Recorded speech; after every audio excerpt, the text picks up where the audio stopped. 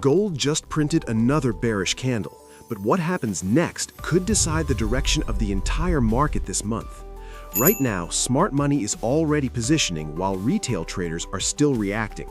In this breakdown, I'll show you what's really driving gold and the key levels you need to watch this week.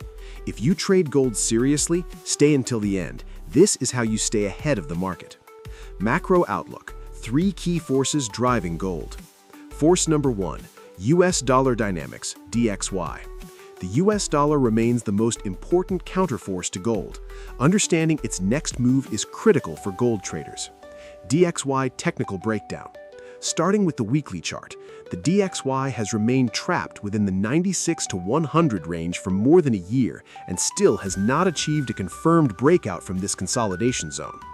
After last week's strong bullish candle, this week also closed positive, but price action showed clear hesitation and heavy two-way pressure around the 99 resistance level.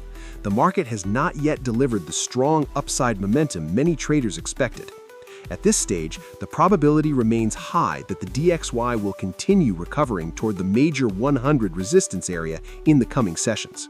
However, even if price reaches 100, the index will likely need additional consolidation before it can generate enough momentum for a confirmed breakout above this key level.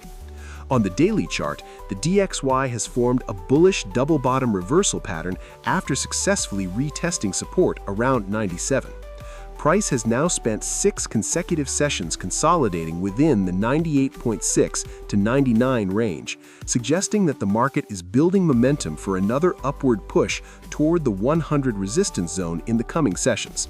However, because the DXY is still trading directly beneath major resistance at 100, any rally into this area could face another corrective pullback. A sustainable breakout above 100 will likely require a longer accumulation phase and stronger buying pressure. We accurately anticipated the early bullish move on DXY from the very first bullish H1 candles, which later triggered the sharp sell-off in gold from 4750 to 4770 region. DXY remains bullish, but until the 100 resistance level is broken, gold could still see short-term rebounds. Here's the catch: DXY's next move won't just impact gold, it could rewrite the short-term trading landscape entirely. The dollar is where gold reacts first, but geopolitics remains the deeper force behind gold. Force number 2, geopolitical risks. While DXY drives short-term moves, geopolitics remain the deeper structural force supporting gold's long-term strength. The tensions between the US, Israel, and Iran are currently under a ceasefire for negotiations, but no official agreement has been signed yet. However, the situation remains fragile and escalation risks persist. Meanwhile, Russia-Ukraine peace talks have shown some progress, but no concrete resolution has been reached. As long as geopolitical tensions remain unresolved, safe haven demand is unlikely to disappear completely. Even during corrections, institutions still view gold as a strategic hedge. Now let's look behind the charts at the institutional flows shaping gold's next move. Finally, institutional activity. This is where the real signal comes from. While retail traders often react to price action, institutional flows tend to position ahead of major market shifts. This week, SPDR Gold Trust reduced its holdings by another 2.5 tons. Total reserves dropped from 1037.5 to 1035 tons. This clearly signals that institutions are gradually reducing exposure. The risk of a stronger DXY recovery could trigger a deeper correction in gold over the coming weeks. When institutional capital starts rotating at this scale, the market is usually preparing for a larger move ahead. This shift is not random. It's driven by a clear alignment of dollar dynamics, geopolitical risk, and institutional positioning. So macro is setting the stage, but the real confirmation comes from price. Let's go into the charts. Gold technical analysis. First, congratulations to everyone who followed last week's outlook and executed the sell setup around 4580 to 4600. Those positions are now delivering more than 1,000 pips so far. In earlier analyses, we also highlighted the key resistance around 4900 well before the market reacted. Many of these high probability levels were shared in advance inside our Telegram before the move even started. We also track the market in real time, focusing only on the moves that actually matter.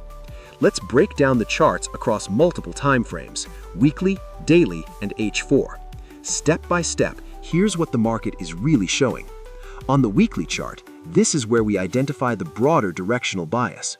Throughout the entire bullish cycle from 1800 to 5600, gold consistently traded above the MA20 moving average. However, gold is now trading below the MA20, which significantly increases the risk of a broader bearish reversal, especially if the DXY successfully breaks above the 100 resistance level. Following the strong rejection from the 5,000 resistance zone and the recent recovery in the US dollar, the probability of gold reclaiming and breaking above 4,900 to 5,000 may now be delayed for many months or potentially even years. This week also closed as another bearish candle, exactly as we projected in last week's analysis.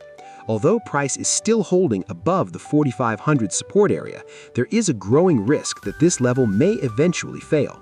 If the DXY continues strengthening next week, gold could extend its correction toward deeper support zones around 4,400, 4,300, and potentially even 4,100 to 4,200.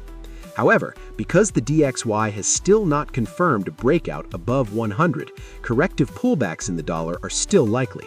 That means gold could experience temporary recovery rallies once price reaches these major support areas. Shifting down to the daily, this is where we track momentum and market control. And right now, sellers clearly remain in control. Gold is still trapped inside a bearish triangle, and every rally continues to fail beneath the descending trend line. The market continues forming lower highs and lower lows, confirming that bearish momentum remains dominant. At the moment, price is mainly consolidating within the 45.50 to 46.70 range. With this structure, gold is likely to continue declining towards stronger support zones around 4,400 and 4,300, or possibly even lower, before finding sufficient buying pressure for a recovery. Our projected major recovery zone during this broader corrective wave remains around 4,100 to 4,300, with potential rebound targets back toward 4,500 to 4,600 if the DXY weakens again. Now let's move to the H4 chart, where traders can focus on timing and execution. On the H4 time frame, gold remains locked inside a clear descending channel. Every recovery attempt continues to face strong selling pressure, keeping the broader short-term structure bearish. With this structure, gold is likely to continue declining towards stronger support areas around 4,550 and 4,400, or possibly deeper in search of stronger buying demand before a meaningful recovery can develop. This structure provides a clear multi-time frame roadmap for traders.